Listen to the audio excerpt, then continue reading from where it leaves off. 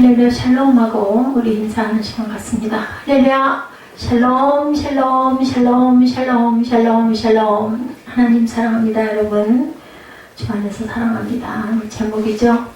예, 하나님은 영이십니다. 오늘 창립 9주년 기념으로 하나님은 영이시니 예배하는 자가 영과 진리로 예배할지니라. 예. 사랑이시다 이렇게 말씀하죠. 제가 첫 번째 설교했던 게 아마 요한 1서 말씀이었을 것입니다. 하나님은 영과 사랑이시다. 4장 16절 말씀, 이거 아까 나왔었죠. 그 비아돌로로서가 그 가평에 가면 필그림 하우스에 비아돌로로서를 하나를 또 만들어 놓으셨어요. 이동 목사님이. 조금 작지만 똑같은 과정으로 14개 지점을 만들어 놓으셨습니다. 거기 필그림 하우스에 가가지고 그 목사님들 72분 계신 데서 그 말씀을 제가 설교를 했던 그러한 그 말씀이기도 합니다. 아까 우리 9시 예배에서도 사랑이 모든 것을 생명도 살리고 모든 것을 꽃피운다, 빛으로 드러낸다라는 이야기를 제가 했습니다. 예, 하나님이 기뻐하는 사람들, 하나님이 기뻐하는 예배, 예, 이런 것은 바로 하나님이 사랑이시기 때문에 사랑을 저와 여러분이 실천해 나아가는 그런 과정이죠. 자, 하나님이 어떤 교회를, 어떤 하나님의 자녀를 사랑하실까? 여러분들 자녀 길러보시면 아실 거예요. 말 잘 듣고 잘못했을 때 얼른 잘못했습니다 하는 자녀가 이쁘죠. 핑계대고 거짓말하고 이리저리 자꾸 도망다니고 하면은 안 이뻐요. 나중에는 때려주죠. 내들고 쫓아다니면서 때려줍니다. 하나님의 마음이 똑같다라는 것. 자, 새벽교회가 어떻게 하면 하나님 마음을 시원하게 해드릴까? 어떻게 하면 하나님을 흡족하게 해드릴까? 어떻게 하면 하나님께서 기뻐하시는 교회가 될 수 있을까? 이게 교회의 본질입니다. 하나님께서 아들 예수님께 말씀하셨던 것처럼, 예, 너는 내 사랑하는 아들, 너는 내 사랑하는 딸이다. 예, 이렇게 말씀을 들을 때 주님도 내가 너를 기뻐하노라 라고 말씀을 합니다. 자, 우리 새벽교회 비전과 사역 때문에 제가 비아돌로로사도 보여드렸고, 마틴 루터, 예, 벌써 500주년이 됐죠. 종교개혁. 우리 교회가 밖에도 보면 쓰여있고, 우리 주보에도 보면은 쓰여있죠. 예, 하나님께서 저희가 감동을 주셔서 그래서 언젠가부터 계속 예, 현수 앞에 그 계시대도 만들어놨습니다. 오직 말씀, 오직 믿음, 오직 은혜. 솔라 스크립트라, 솔라 피데, 솔라 그라테. 이게 종교개혁의 주요 중점이었습니다. 그래서 제가 여러분들 조금 보시라고 자치라 이렇게 해서 이렇게 이루어졌구나. 1517년 종교개혁 가면 독일의 마틴 루터지만 그 사람 이전 100여 년 전에 얀 후스라는 분이 예, 나중에 화형을 당하죠. 누구에 의해서? 교황에 의해서 화형을 당합니다. 뭐라고? 이단이라고 얘기를 했겠죠. 왜냐하면 면죄부랑 이런 모든 것들이 하나님의 뜻, 주님의 말씀, 성경하고 너무나 다르다 보니까 이걸 대항을 하다가 예, 결국은 화형을 당했는데 130년 후인가요? 다시 교황이 그 시체를 파내가지고 다시 불태우고 그의 모든 서적과 함께 불태운 그런 사건이 있었지만 결국은 종교개혁은 일어났다. 그랬더니 어느 곳에나 분명한 뿌리는 있다라는 거죠.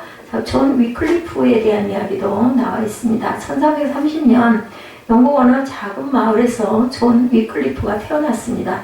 영국 최고의 학교 옥스퍼드에서 신학과 철학과 법학을 공부할 정도로 굉장히 똑똑한 사람이었다고 합니다. 야누스만 있었던 게 아니라 존 위클리프도 예, 성경은 라틴어로만 그때 다 쓰여 있었어요. 만약에 성경을 번역하지 않았더라면 마틴 루터 같은 사람이 땀 흘려서 피 흘려서 기도하면서 번역을 하지 않았더라면 과연 우리가 이렇게 성경을 바르게 읽을 수 있을까? 그리고 그 시대에는 성경은 예, 많은 그 교황들, 이런 분들만 갖고 있었기 때문에 성도들은 전혀 어디서 성경 말씀을 제대로 볼 수가 없었습니다. 근데 번역된 성경이 그 이후에, 종교개혁 이후에 각 나라에서 번역이 돼서 나타나고, 우리나라는 선교사님이 오시면서 번역을 해가지고 좀 가장 먼저 번역을 했던 성경이 요한복음으로 알려져 있습니다. 이런 역사를 통해서 짧죠. 우리나라 역사가, 예, 기독교 역사가 짧습니다. 100년 조금 넘어서 한 140년 됐나요? 그런데 그 우리가 아는 언더우드 그 목사님 어디에요? 지금 저기 그 대학이 어디죠? 우리 신촌에 있는 그 대학, 예, 그 연세대학교 세브란스 병원, 예, 이거 세우셨죠. 그분들이 오시기 전에 또 7, 80년 이전에 우리 나라에 들어오셨던 선교사님들이 있어요. 들어오시지도 못하고 돌아가신 분도 있고, 그렇게 해서 우리나라가 세워졌다라는 거, 세워서 보호되어서 갔던 것들도 많은 선교사님들이 외국에 있는 나라들에게 호소를 함으로 인해서 유엔에서 우리나라를 도와주게 되죠. 그 역사로 우리나라가 이렇게 굳게 서서 갈 수가 있었습니다. 3.1운동도 6.25 동란도 하나님이 그런 영적인 인도가 있고 보호가 있어서 지금 이런 나라가 됐고, 우리가 저와 여러분들이 전쟁이 없는 나라, 남의 속국이 되지 않고 대한민국에서 이렇게 잘 살고 있다는 거 하나님께 감사드려야 한다. 교회 창립 90년을 통해서 한번 발자취를 조금 돌아보시라고, 제가 조금 길었지만 시간도 지금 많이 됐죠. 그 대신 제가 설교는 되도록이면 짧게 하겠습니다. 이 존 위클리프의 그 성경은 신부들만 소유하고 있어서 그게 너무너무 싫었던 거예요. 이분은 교황청이나 교황들 사이에 신부들 외에는 볼 수가 없었기 때문에 이거는 잘못됐다라고 얘기하죠. 그래서 예, 성경을 많은 사람들이 볼 수 있도록, 그리고 95개 조항을 그 벽에다 써붙이는 그 성당, 예, 95개 조항 올려놨던 그분 아까 여러분들 쭉 보셨을 겁니다. 목숨을 걸었죠. 그래서 교황을 강력하게 비판했다고 합니다. 교회의 머리는 교황이 아니라 누구다? 그리스도다. 제일 중요한 것은 교회 종교제도가 아니라 성도와 하나님의 1대1의 만남이라 제가 9시 예배 때 말씀드렸습니다. 예, 아무리 교회 성전에 사람이 없고, 예, 또 우리 그 고등부, 중고등부 예배에 인원이 없다 할지라도 주인이 하나님이시고 예수님이 저와 여러분을 바라보고 계신다는 거, 저를 보고 예배드리시지 말고 하나님을 경건하게 예배드림으로 인해서 하나님이 나를 바라보실 때 어떨까, 이것을 한번 생각해 보라고 얘기했습니다. 왜냐하면 사람이 아무리 수백 명이 있어도 예배는 하나님께 드리는 거고 받으시는 분은 하나님, 성삼위 하나님이라는 걸 우리가 알아야 되겠다.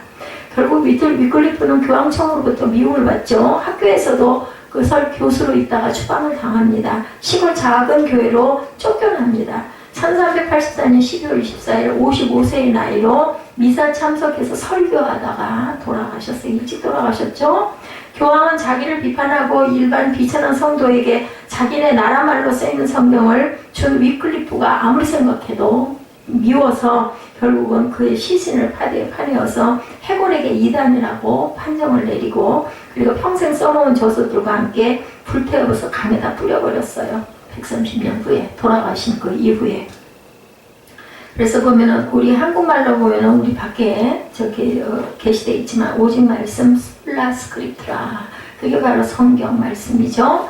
자, 평생에 걸쳐서 시체가 불태워지는 끔찍한 일을 당하기까지 주장한 것은 오직 교황, 오직 나, 오직 돈이 아니라 오직 말씀이라는 거. 예, 그래서 이 솔라 스크립트라가 맨 끝에 나와 있는데 오직 믿음, 오직 은혜, 오직 말씀 이렇게 해요. 근데 저는 거꾸로 오직 말씀이 가장 앞에 와야 된다고 저는 생각합니다. 자, 우리는 믿음이라는 것은 하나님이 죄인들을 용서하시는 것은 인간의 행위가 아니라 베드로가 아까 고백했던 것처럼 주는 그리스도시요 하나님을 사랑하는 아들이십니다. 모든 사람들은 엘리야라고 얘기하고 에레미야라고 얘기하고 세례 요한이라고, 내가 나를 누구라고 생각하느냐, 우리 9시 본문이었죠. 그랬더니 모든 사람들은 그렇게 얘기했어요. 위대한 선지자 중에 한 사람 아닙니까 했는데 베드로만은 주는 그리스도시요 살아계신 하나님의 아들이십니다 하다 보니까 예수님께서 축복하시죠. 그리고 내 반석 위에 내가 교회를 세우리라. 그래서 베드로 성당이 가장 먼저 세워졌다라는 거. 새생명 세빛교회가 여러분들에게 무거운 짐이 될 수도 있고 옥죄가 될 수도 있지만, 하나님께서 사랑하셔서 이 한날을 통해서 영으로 주신 그러한 그 사명을 감당한 것이 바로 새생명교회의 모태였다라는 것을 말씀을 드리고, 지금은 비록 굉장히 무겁고 힘들고 부담이고 할지 모르지만 알 수 없죠. 위클리프처럼 100년 후, 130년 후, 200년 후에 새생명교회의 뿌리가 얼마나 많이 뻗어나가고 번져나갈지, 여러분들의 수고와 섬김과 땀이 하늘에 얼마나 많은 상급으로 쌓여 있을지, 상 받으려고 한 것은 물론 아니겠지만 우리는 하늘의 상은 받아야 됩니다. 분명한 것은.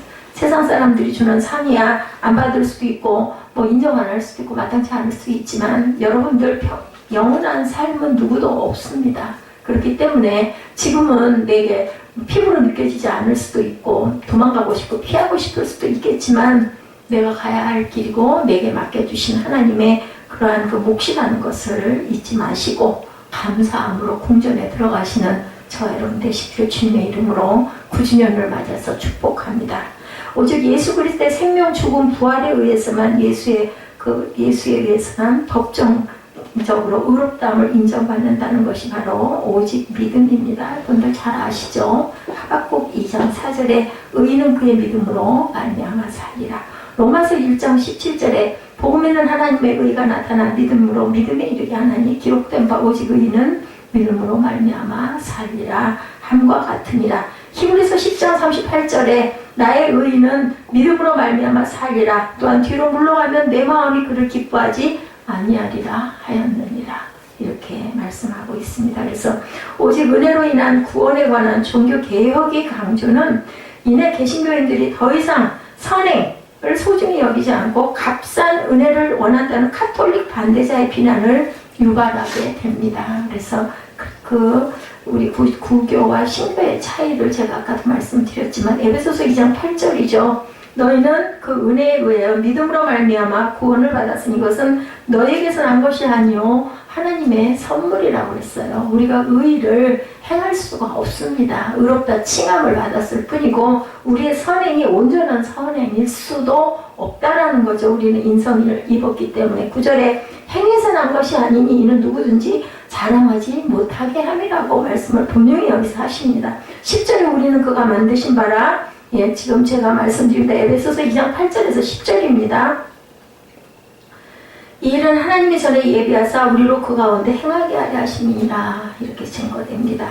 그 하이델베르그 교리 문답이 제86항에서 이렇게 말합니다. 우리가 우리의 노력에 의해서가 아니라 그리스도를 통하여 하나님의 은혜로 우리의 비참한 상태로부터 구원을 받았다면 왜 우리는 선한 삶을 살아야 하는가? 이 교리 문답의 질문에 대해서 오직 은혜로 솔라 그라티아 오직은 착한 행실이 더 이상 그리스도인의 삶에서 중요하지 않다는 것은 아니라는 것을 나타내죠. 자, 그래서 그것은 우리의 구원에 대한 하나님께 대한 감사의 표현이 바로 우리가 선한 일을 하는 것이다. 그것은 또한 하나님을 찬양하고 자신의 믿음이 참된 믿음임을 확인하면서 이웃을 그리스도께 이끄는 수단이 바로 오직 은혜입니다.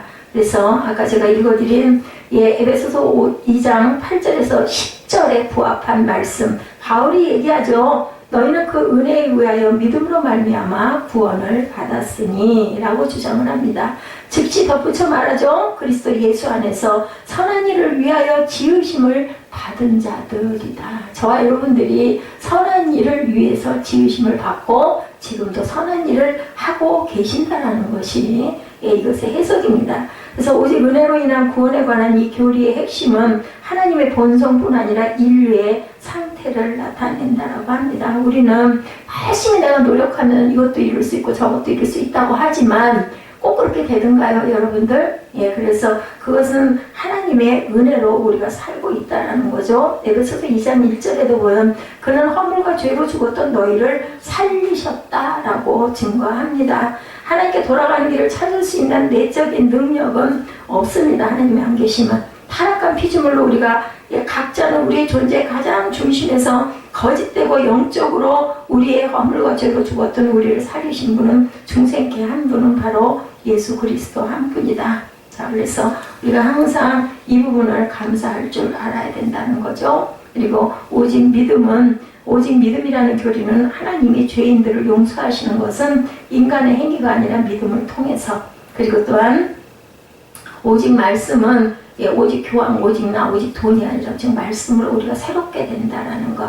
하나님은 영이시니 뭐라 그래요? 예배하는 자는 영과 진리로 예배할지니라. 우리 주보의 끝말에 항상 나타나 있는 말씀이죠. 위편의 뒤쪽 위에 밑에 아래 있죠. 하나님은 영이신 예배하는 자가 영과 진리로 예배할지니라. 오늘 본문으로 저와 여러분들 은혜를 나눕니다. 우리가 왜 종교개혁이 일어났으며 종교개혁 오직 믿음, 오직 말씀, 오직 은혜는 어디에 근거한 것인가 성경 말씀 여러분들에게 전해드렸습니다. 우리 주보를 한번 훑어보게 살펴보는 계기를 가지시기 바랍니다. 오늘 본문이죠. 예배에서 상징은 여러분들 십자가입니다. 십자가. 그리고 십자가 중심에 나 자신이 있죠. 그리고 위로는 누가 계세요? 우리 십자가 뒤에 십자가 보이시죠? 중심에 제가 이렇게 서 있습니다. 여러분도 똑같이 서 있습니다. 위에는 누가 계세요? 하나님이 계셔요. 그죠? 그리고 믿음의 공동체인 우리가 오른쪽에는 아직 예수를 믿지 않지만 우리가 사랑해야 할 이웃이 아래에는 세상이라는 의미를 갖고 있습니다. 우리 머리 위에는 하나님, 우리 왼쪽에는 우리의 이웃이, 우리 오른쪽에는 믿지 않지만 우리가 전하고 증거해야 할 그러한 사람들, 아래는 세상. 그래서 십자가입니다. 아직 예수를 믿지 않지만 우리가 사랑해야 할 이웃이 아래에 세상 안에 또 있다라는 것. 우리의 가정과 직장, 사회생활을 통해서 우리가 나아가야 할 세상이 바로 십자가 아래에 있다라는 것. 우리에게 맡겨진 첫 번째 본분은 무엇보다도 영과 진리로 하나님께 예배를 드려야 되겠죠. 그렇게 은혜를 받아야 세상 가운데 나가서 이기기도 하고 세상 가운데 나가서 빛으로 드러나기도 한다는 겁니다. 이웃을 향해서는 부족하지만 각자에게 맡겨주신 분량대로 전도도 선교의 목표도 한 영혼을 향한 구원의 열정으로 또한 섬김과 봉사로 아니면 사랑으로 긍휼로 각각의 각양각색의 색깔로 드러난다라는 것. 세상을 향해서는 하나님의 나라와 의를 구하고 삶의 현장을 통해서 이 땅에 하나님의 기뻐하시는 나라가 이루어지기를 소망하고 기도해야 된다는 것. 그것이 바로 그 중심에 누가 내가 있음으로 인해서 내가 없으면 이거 할 수 없잖아요. 그래서 우리가 영과 육이 다른 부분이 그겁니다. 하늘나라에 딱 가면 음부에 가면 우리가 할 수 있는 변화된 것은 없습니다. 사무엘아 고개 그렇게 꺾고 앉지 말라 그랬지 내가. 응? 그 자세 자체가 나 잘래요 인 거야. 졸려오면 밖에 나갔다가 와. 고개를 왜 그렇게 90도 각도로 꺾냐고. 자려고 작정을 한 거잖아. 눈 뜨고 앉아있지 힘들면 나가서 돌아다니다 오라고. 저 편의점에 가가지고 1,000원짜리 뭐 하나 사 먹고 와. 그럼 정신 날 거야 아마. 그 앞에서 고개 그렇게 꺾고 있지 마라. 계속 얘기해. 졸려올 수 있어. 습관이 돼서. 그럴 때는 일어나서 움직이라고. 자, 이 중심에 내가 있다라는 거, 예수님을 믿고 예수님을 닮아가는 작은 그리스도의 모습으로 우리가 변화되기 위해서 우리는 영과 진리로 예배드려야 한다는 거죠. 자, 말씀을 가르칠 때도 전대할 때도 하나님 나라를 이 땅에 이룰 때도 교회의 생명의 유기처럼 만드시는 분은 바로 누구시다? 성령 하나님이시다. 이것을 기억하면서 예배는 잘 드렸는데 말씀 공부는 잘 못했다든지 전도나 선교 활동은 잘한 것 같은데 직장에서 일은 잘 못한 것 같다든지 이럴 수 있습니다. 스스로 우리가 늘 돌아보면서 살아가야 된다. 그죠? 먹고 마시고 눈 떴으니까 살아야 되니까 직장 가서 끄덕끄덕 몇 시간 파다가 아이고 힘들어 아이고 피곤해 집에 와가지고 그냥 나 떨어져 자고 매일매일 이렇게 일상을 반복해서는 안 된다라는 거죠. 작은 그리스도로 어떻게 하나님을 기쁘게 해드리는 우리 각자가 될 수 있을까를 생각할 줄 알아야 되고 또 주님의 기뻐하시는 교회가 될 수 있을지를 항상 묵상하면서 부족한 나를 하나님께 의탁할 줄 알아야 된다. 이것은 교회의 과제이고 성도의 과제입니다. 교회는 한 사람 한 사람 예수를 믿는 사람들이 모여있는 공동체가 바로 교회죠. 예배 공동체입니다. 첫 번째가 새벽교회는 자 주일 예배, 찬양 예배, 수요, 금요 그리고 매일 아침 드리는 새벽 예배 그리고 우리가 식사할 때 모이면 식기도들 하죠. 우리 다과할 때도 특별할 때는 또 기도합니다. 이렇게 항상 우리는 경건한 마음으로 하나님을 항상 모시고 살아가야 된다. 자, 어떤 교회에서는 기도 중간에 아멘 하면 안 돼요? 물어보는 교회들도 있을 정도로 충만한 교회도 있고 아멘 하십시오 해도 안 하시는 분들도 많이 있습니다. 그렇지만 우리 입술에서 항상 아멘이 끊어지지 않는 저와 여러분들이 되셔야 누구에게 저와 여러분에게 은총과 복이 온다는 걸 잊지 마시기 바랍니다. 그리고 참회의 기도를 드리기도 해야 된다. 뭐 통성으로 기도할 수도 있고 소리내서 기도할 수도 있지만 때로는 또 그죠 조용하게 묵상으로 기도할 수도 있습니다. 근데 그게 단점은 집중이 흐트러지고 딴 생각을 자꾸 하게 되고 또 때로는 졸렵기도 하기 때문에 우리가 입술로 고백해서 기도를 해야 되는데 여러분들 기도 너무 똑같은 기도하지 마십시오. 그것은 유아적인 기도입니다. 우리 아직 사무엘하고 예전에 기도할 때 거의 형태가 비슷하지만 우리 그 성인분들은 어떻게 밥을 매일 똑같은 것만 먹어요. 그죠? 밥과 반찬 똑같은 거 먹지 않잖아요. 우리의 그 염려와 또한 근심이 어떻게 다 똑같아요. 때로는 그죠? 누구에게인가 상처를 받을 수도 있고 아니면 어떤 염려가 또 생겼을 수도 있고 이럴 때는 그것을 하나님께서 그냥 솔직하게 아뢰시면 됩니다. 그게 기도입니다. 똑같은 기도 제목과 똑같은 토시 하나도 안 틀리는 그러한 것을 하나님께 아뢰는 것은 어떻게 보면 그거 뭐로 그렇게 하세요. 여기 복사해가지고 그냥 몇 장 쭉 뽑아가지고 날짜만 써가지고 하나님께 올리면 되죠. 기도를 해버릇 하시기 바랍니다. 자, 통성기도든 묵상기도든 자신의 마음을 주님께 열어놓는 거예요. 대화하는 거예요. 여러분 카톡 많이 하시죠? 카톡할 때 매일 똑같은 얘기 안 하시잖아요. 사람과도 하나님과도 마찬가지죠. 우리 마음속에 있는 모든 걸 하나님은 다 아세요. 뭘 기다리세요? 네 입술로 고백해라 하고 바라보고 계신다라는 것 잊지 마시기 바랍니다. 찬양을 부를 때도 또한 그렇습니다. 내가 찬양을 잘 모르거나 아니면 높거나 낮아서 못 따라갈 때는 가사를 열심히 묵상하시면서 들으세요. 들으시면서 묵상하시기 바랍니다. 이게 바로 뭐냐? 영과 진리로 드리는 예배에 집중을 하시고 그것도 훈련입니다. 뚝딱 40분 만에 예배가 끝났으면 좋겠는데 1시간 반, 2시간 걸리면 너무너무 막 지루하죠. 그거는 견디고 극복을 하셔야 됩니다. 말씀의 은혜를 받으시든지 찬양의 은혜를 받으시든지 하다 보면 시간이 어느새 가. 그리고 방법을 여러분들 강구하세요. 내가 왜 졸렸고 집중이 안 되고 자꾸 몸이 막 힘이 들고 비비 틀릴까? 그럼 이유가 뭔지를 파악을 하셔야 그 부분이 고쳐지지 않겠습니까? 왜냐하면 천국 가셔야 되잖아요. 영과 진리의 예배를 드려서 이왕이면 아니 땅에서 고생했는데 하늘나라 가서라도 좀 상급을 받으셔야 되지 않겠어요? 기껏 할 만큼 다 해놓고 상급도 없으면 얼마나 억울해. 세상에서는 막 그럴 때 막 억울하다 우리 혈기 내고 피대 높이잖아요. 똑같아요. 하늘나라 예배 드리면서 이왕이면 같은 똑같은 시간 하나님께 드리면서 영과 진리의 마음을 가지고 예배 드리는 게 어떻게 하는 게 가능할까? 이걸 좀 생각을 하시는 그러한 여러분들 되시기 바랍니다. 예수께서 이르시되 뭐라 그러세요? 요한복음 4장 21절에 여자야 내 말을 들으라. 이 산에서도 말고 예루살렘에서도 말고 너희가 아버지께 예배할 때가 이랬느니 그것은 바로 뭐다? 영과 진리로 예배할지라 얘기합니다. 장소, 시간 얘기가 나오죠. 예루살렘도 말고 너희가 아버지께 예배할 때가 있겠다. 예배 드릴 때 장소가 얼마나 중요한가, 시간은 또한 얼마나 중요한가. 그래서 공예배 드릴 때는 시간이 거의, 그죠? 저희 교회 같은 경우는 10분이 왔다 갔다 하긴 하지만 되게 정해진 시간에 예배를 드립니다. 교회 안 오고 집에서 인터넷으로 예배 드리자 이런 생각하시는 분들도 많이 계세요. 또 원로 목사님들 경우에는 어디 남의 교회 가가지고 예배 드리기 좀 그러니까 하고 이제 그렇게 드리시는 부부가 그렇게 드리시는 분도 저희 주변에도 있지만, 근데요 가정에서 그렇게 예배 드리려고 저도 해봤지만 하다 보면 모르게 할 일이 많이 나와요. 뭐 전화가 오기도 하고 뭐 카톡이 오기도 하고 뭐 아니 벼랑 아래 또 물이 먹고 싶기도 하고 그러다 자꾸 자리 비우다 보면 온전한 예배가 안 되죠. 앉아서 예배 드리는 누가 안 보니까 그냥 좀 기대고 좀 드릴까? 앞에다가 컴퓨터 딱 열어놓고 그다음 아예 누워서 드리죠. 뭐 그게 무슨 예배의 자세입니까? 그래서 우리는 예배 드리는 장소, 교회, 예배당, 예전에는 예배당, 그게 교회 예배 드리는 장소라는 뜻을 갖고 있습니다. 그래서 교회 꼭 참석하셔야 된다.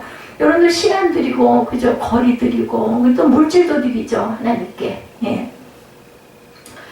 오전 11시간 예배 나오려면 어때요?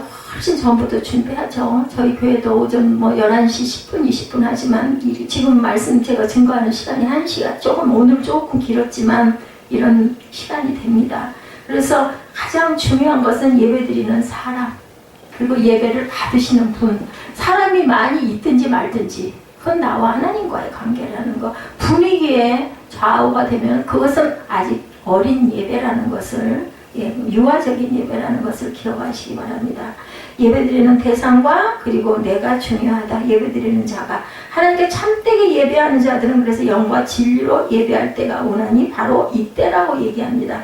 아버지께서는 이렇게 예배하는 자들을 찾으신다고 요한복음 4장 23절에 증거하고 있죠. 하나님께서 하시는 일, 바로 예배자를 찾으신다라는 거.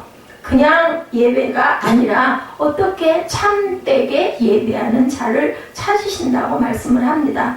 내 마음을 시원하게 하는 자가 어디 있을까? 내 마음을 흡족하게 하는 자가 어디 있을까? 내가 하나님인 것을 알고 그것을 고백하고 있니? 누구니? 라고 물으신다라는 거. 하나님과 나는 다른 존재죠. 하나님 영이시고 나는 육이에요. 다른 존재입니다. 예수님의 가르침에 비추어 오늘 예배에 대한 세 가지 관점을 얘기해보면, 첫 번째 예배는 구별의 능력이 있어야 된다 입니다. 왜냐하면 하나님은 영이시고 나는 육이기 때문에 어떻게 해야 하나님과 내가 소통을 하겠어요. 그래서 우리가 입술로 고백을 하죠. 항상 나의 주님이십니다 라고 고백을 합니다. 예배하는 자와 예배를 받는 분의 차이를 구별해서 시작하는 예배가 돼야 되겠다. 예배하는 나는 어떤 존재인지, 예배를 받으시는 분은 어떤 분인지를 깨닫고 알아야, 아니 내 부모, 내 아버지는, 내 어머니는 뭐 하는 분인지, 성품은 어떠신지 그걸 알아야 친해지고 소통이 되지 않겠습니까? 나와 예배를 받으신 하나님은 다른 존재라는 것을 확인하고 우리는 예배를 드릴 줄 알아야 되겠다. 예배를 드리는 것이 교양 강좌를 듣는 것과 다른 이유가 바로 여기 있습니다. 받으시는 분이 있기 때문에. 교양 강좌는 가서 앉아가지고 얘기하는 사람의 얘기, 똑같은 사람끼리 있잖아요. 교양 강좌는 아니면 뭐 어디 대단한 무슨 어딘가 가가지고 무슨 강의를 듣는다든지 할 때는 사람과 사람입니다. 근데 지금 이 자리는 영과 진리로 예배를 드려야 하는 이유는 예배를 받으시는 분이 하나님이시기 때문에 다르다라는 거죠. 내게 예배하는 대상은 나하고는 다른 분이고, 나는 땅에 있고 그분은 하늘에 계시고, 나는 죄인이고 그분은 나의 죄를 사해 주시는 분이라는 것을 믿으시기 바랍니다. 나는 아침 안개처럼 꺼져갈 존재고 그분은 영원 불멸의 생명을 주시는 분이 차이입니다. 20세기 유명한 신학자였던 칼 마르트는 하나님은 전적인 타자라고 선언합니다. 나와 하나님이 다르다는 사실이죠. 다른 사람입니다. 이런 구분이 가능해야 내 인생의 중심에 누가 와야 하고, 내가 누구와 인연을 맺고자 하는지를, 내가 누구를 바라보고 있는지를. 땅에서만 사시겠어요? 좀 높은 데를 좀 바라보세요. 뭐 비싼 거, 뭐 대단한 거, 무슨 명예 뭐 이런 거하고 상관없이 그거 더 위에 있는 하나님을 바라보시는 소망을 품으시기 바랍니다. 우리가 예배하는 분은 우리와 다를 뿐 아니라 우리와 감히 비교할 수도 없는 분이다. 그러나 확인이 있은 후에 예배 드릴 때 우리는 그분께 뭘로? 경건과 두렵고 떨리는 마음 자세가 될 수 있다는 것.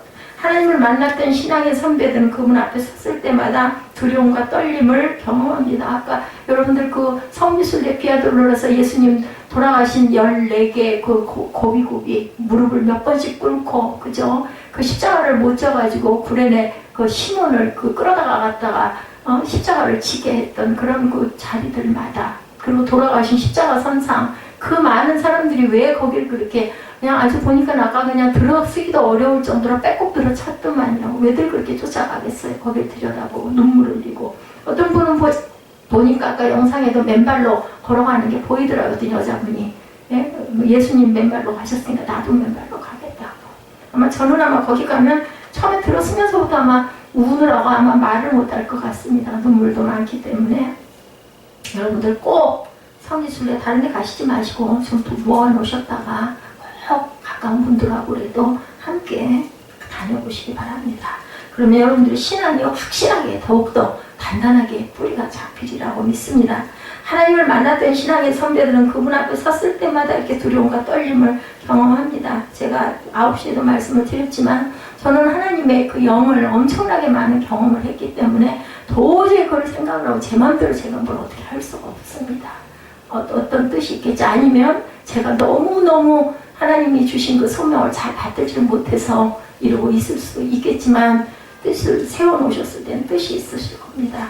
동시에 그분이 자신의 죄를 용서하시고 자신을 하나님의 사람으로 부르시는 것에 깊은 감동과 감격을 갖고 각자의 인생의 변화가 생기게 되죠. 예수 믿기 전이나 예수 믿고 난 지금이나 만약에 똑같다면은 우리는 다시 한번 생각해 봐야 됩니다. 내 안에 정말 예수님이, 하나님이 계신지, 내가 정말 성전인지, 이걸 우리가 생각을 해봐야 되겠죠.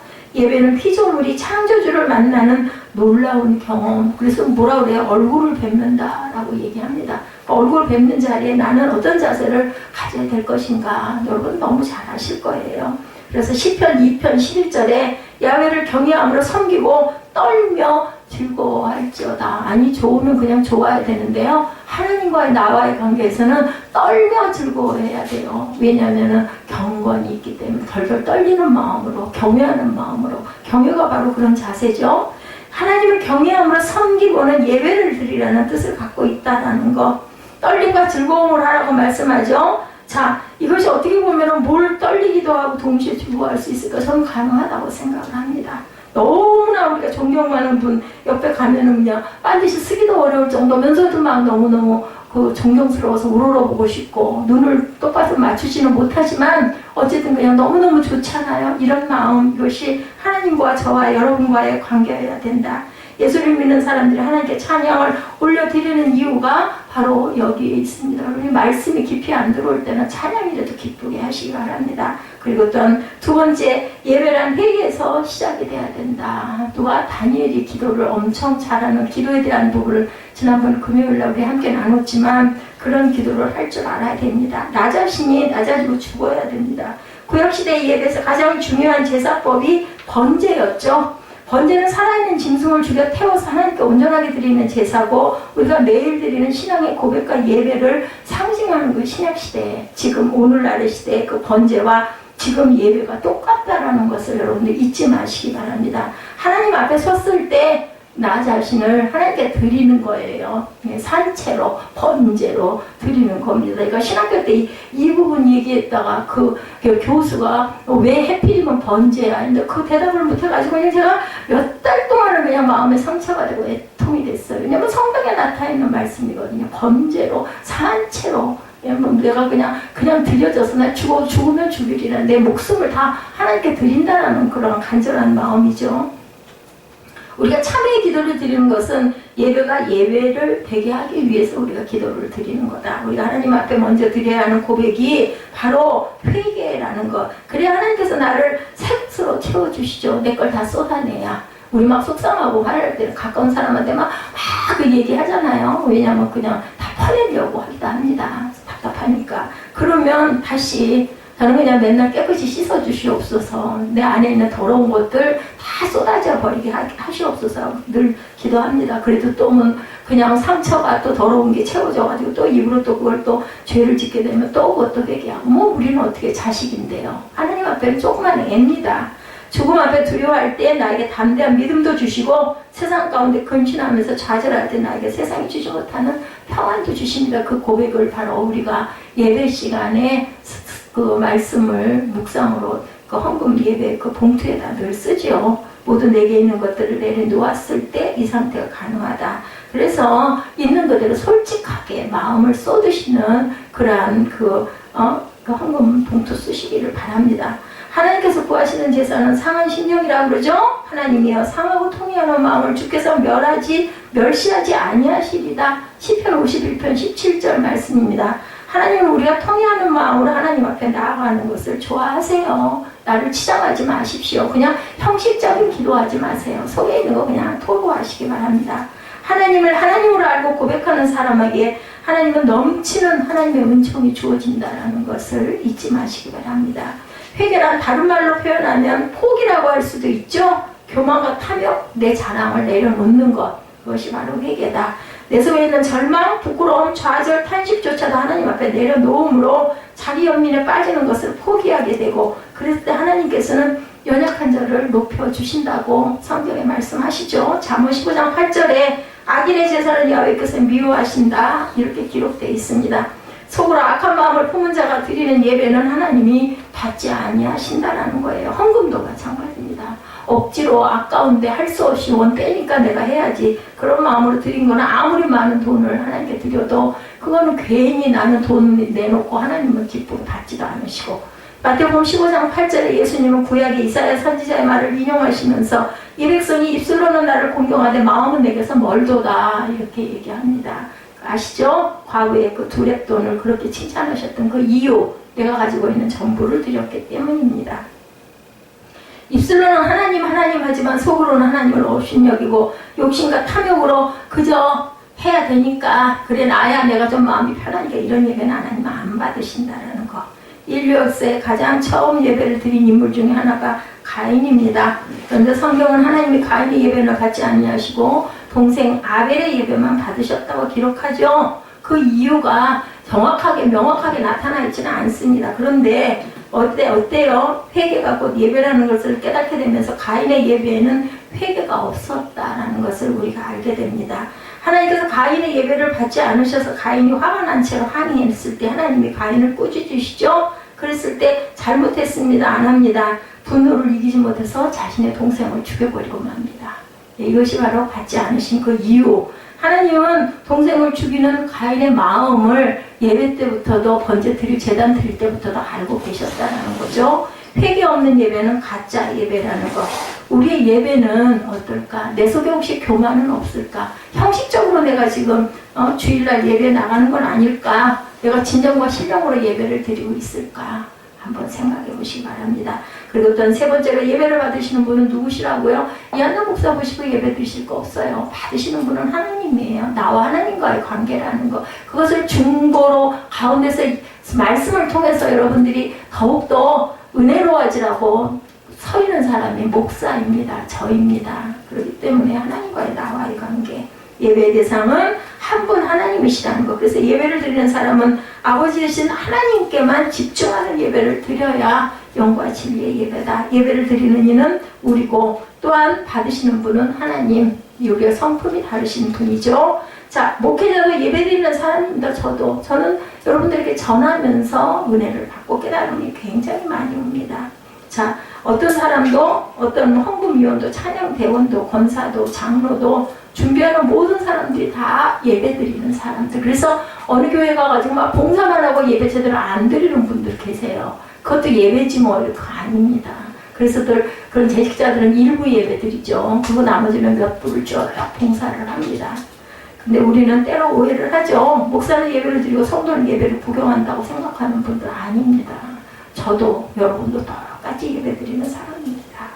예배가 참된 예배인지 거짓된 예배인지를 분별하는 분은 바로 하나님이시라는 거.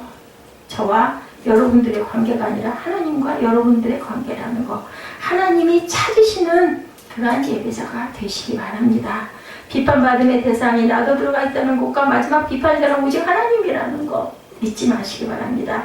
예배의 진정한 청중과 관객은 오직 하나님뿐이라면 제가 가끔 여러분에게 부탁하거나 권면하잖아요. 그거는 예배자로서의 자세가 너무나 아니게 제 눈에도 보이다 보니까 염려가 돼서 여러분들에게 사랑으로 권면을 드리는 거고, 제 눈에 그렇게 보일 때는 하나님을 오죽이나 하시겠는가. 저도 하나님께 판단을 많이 받죠. 저도 여러분들보다 부족한 면이 더 많습니다. 근데 예배 드릴 때 볼 때 이건 참 하나님 섭섭하시겠다 하는 부분이 제 눈에 보이면 또 저는 어쩔 수 없이 여러분들에게 말씀을 드립니다. 예배도 하나의 훈련입니다. 그래서 좋은 습관을 가지셔야 이 다음에라도 10년 후에도 20년 후에도 그냥 몸에 딱 배서 어느 곳에 가가지고 예배를 딱 드리더라도 예배 때 이렇게 해야 돼. 이게 내 몸에 배이게 되죠. 근데 그렇지 않고 너무나 자유로워 버려서 휴대폰도 막 자유롭게 보고 그냥 예배 시간에 드는 거 아무렇지도 않게 왔다 갔다 하고 쿵쾅거리고 다니고 하다 보면 나 사람 많은데 그런데 중요한 예배 가면 아니 그렇게 안 돼요. 어쩌다가 아니라 계속 만약에 그 교회도 다니다 보면 그뭐 어디 가겠습니까? 그 버릇 그냥 나오죠. 제가 이 앞에 서 있는 거는 제가 살아있는 동안 여러분들이 그런 부분을 단단하게 다져 놓으려고 우리 가문의 영광이거든요. 사실은 여러분들은 그걸 느끼실지 안 느끼실지 모르지만 아까도 얘기했지만 하나님의 영이 내게 임하셨기 때문에 하나님이 말씀하셨기 때문에 교회가 세워졌지, 내 마음대로 내가 교회를 이렇게 해서 이렇게 세워서 이렇게 가고 내가 이걸로 내가 생활하고 먹고 살아야지 이런 생각 해본 적 한 번도 없습니다. 그렇게 세워지는 목사는 어디에도 없습니다. 아무것도 모르고 하라는 대로 순종하는 그 마음, 그리고 드리는 그 기도를 뭐 저만 드렸겠습니까? 수억만 사람들이 다 드렸을 텐데 하나님의 영이 제게 임하신 거예요. 그렇다면 우리 가정을 살리라고, 우리 가문을 살리라고, 거기서부터 너희 교회가, 내가 이 반석 위에 내 교회를 세우겠다, 예수님이 말씀하신 그 제가 베드로가 그 마음과 믿음이 됐다는 그 고백이 됐기 때문에 그걸 받으셨다는 그 많은 기도를 통해서 얼마나 감사합니까? 오직 하나님만을 예배드리는 하나님의 사람임을 저와 여러분은 정말 자랑스럽게 생각하셔야 됩니다. 새벽교회는 예배 공동체의 모습을 계속 지켜나가시기 바랍니다. 새벽교회가 얼마나 서 있게 될지, 아니면 제 후임으로 누가 오실지, 아니면 중단이 될지, 그것도 하나님은 아마 이미 알고 계실 거예요. 100년 후가 될지, 아까 양호수처럼, 그죠? 언제가 될지는 모르지만 하나님이 뭔가를 계획하시는 것은 분명한 뜻이 있기 때문이고, 그것은 일점 미력도 변함이 없으시고, 그것은 분명하게 하나님은 이루신다라는 것. 여러분들, 하나님이 기뻐하시는 영과 진리의 예배의 모습을 여러분들 몸에, 여러분들 마음판에 새기시기 바랍니다. 예배란 구별하는 능력이다. 예배를 받으신 하나님과 예배드리는 나를 구별할 줄 알아야 예배가 되고, 예배란 회개의 시작이다. 나의 연약한 모습 그대로 하나님께 아뢰기 시작해야 예배다. 예배란 오직 누구께 주변 사람들, 누구 대단한 훌륭한 사람들이 있으니까, 대통령이 참석하니까 그 교회는 아마 되게 거룩해, 새벽교회는 몇 명 안 되니까, 가족 같은 교회니까 대강해도 돼. 아닙니다. 하나님과의 관계라는 것. 어느 곳에서든 아무리 대단한 성전이든, 아무리 한 사람도 없는 초라한 빈 성전이든, 내가 예배를 온전히 신령과 진정으로 드릴 때 하나님께서는 내 예배를 받으신다라는 것. 골방에서 내가 기도할 때도 하나님은 보신다라는 것. 여러분들, 제가 증인입니다. 저는 지금 우리 601호 골방, 지금 옷밤이죠. 그 밤에서 항상 새벽 3시면 깨가지고 2시간 이상씩 기도했습니다. 그 건너편에 승가대가 있죠. 승려님들은 3시만 되면 꼭 목탁 소리가 나요. 그럼 저는 기도하고 그쪽에서는 목탁 치고, 그렇게 기도하면서 하나님의 영이 엄청나게 임했습니다. 그래서 제가 그 강단을 비우지를 못하고 그 자리에 그대로 붙여진 말씀도 그대로 놔두고, 거기를 제가 늘 마루를 가면 닦습니다. 그곳에서 하나님이 세우라고 강단을 보여주셨고, 십자가도 그 모습 그대로 그렇게 세워져 있었어요. 집에 있는 그 못 가게 된 그 십자가. 그래놓고 제가 집에 가면은 늘 그래서, 지금은 그게 없어졌죠. 반주기가 그전에 계속 틀어져 있었는데 고장이 나가지고 극동방송을 그냥 항상 제가 때만 늘 가기만 하면 틀어놓습니다. 빈 공간이라 할지라도 하나님이 영이십니다. 사단을 우리는 약하기 때문에 무찔러야 되고 멸해야 되기 때문에 찬양이라도 계속 좀 틀어놓고, 마음이 좀 헛헛하고 할 때는 여러분들 휴대폰으로도 얼마든지 요즘엔 듣고 같이 느끼실 수 있잖아요. 찬양 자주 들으시는 저 여러분 되시기를. 새벽교회 9주년을 통해서 하나님은 영과 진리로 예배하는 자를 지금도 찾고 계시고 여러분들을 바라보고 계신다는 걸 잊지 마시라고 주님 말씀 증거했습니다. 우리 결단하시고 잠깐 우리 떡 가지고 기도하는 음식을 잠깐 하시고 식사하는 시간 갖도록 하겠습니다.